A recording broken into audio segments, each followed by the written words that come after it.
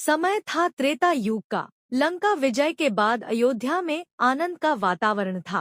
प्रभु श्रीराम का राज्याभिषेक हो चुका था और पूरे राज्य में रामराज्य की स्थापना हो गई थी। चारों ओर सुख, शांति और धर्म का प्रकाश फैल रहा था। परंतु एक हृदय ऐसा था जो अपने प्रभु के चरणों में और अधिक डूब जाना चाहता था। वह थे पवन पुत्र हनुमान। एक दिन हनुमान जी के मन में विचार आया, मेरे प्रभु की लीला इतनी अद्भुत है, क्या मैं भी इसे लिखकर अपने हृदय की भक्ति अर्पित कर सकता हूँ? यह विचार आते ही वे हिमालय की ओर प्रस्थान कर गए।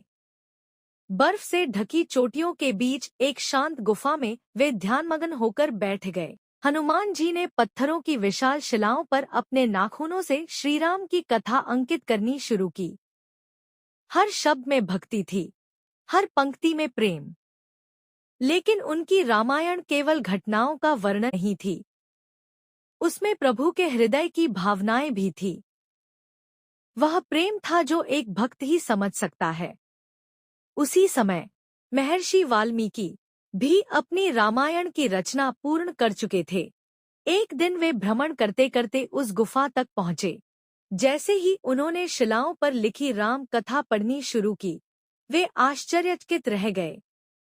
शब्द इतने मधुर, भाव इतने गहरे और वर्णन इतना जीवंत था कि उनकी आंखों से आंसू बहने लगे। उनके मन में एक क्षण के लिए विचार आया, यदि यह रामायण संसार में आई तो मेरी रचना का क्या होगा?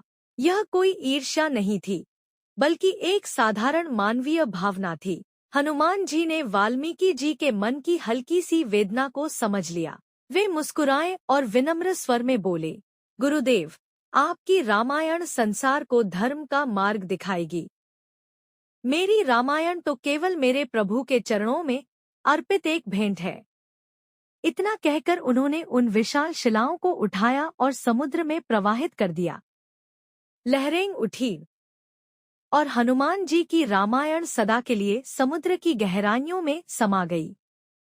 महर्षि वाल्मीकि की आंखें भर आईं। उन्होंने हनुमान जी को गले लगाकर कहा, वत्स, आज तुमने सिद्ध कर दिया कि सच्ची भक्ति त्याग में ही है। जब यह घटना प्रभु राम को ज्ञात हुई तो उनके नेत्रों में प्रेम छलक उठा। उन्होंने हनुमान को हृदय से लगा लिया और कहा, हनुमान, तुम्हारा नाम और तुम्हारी भक्ति युगों युगों तक अमर रहेगी। हनुमान जी ने सिर झुका लिया। मुझे केवल आपके चरणों की सेवा चाहिए।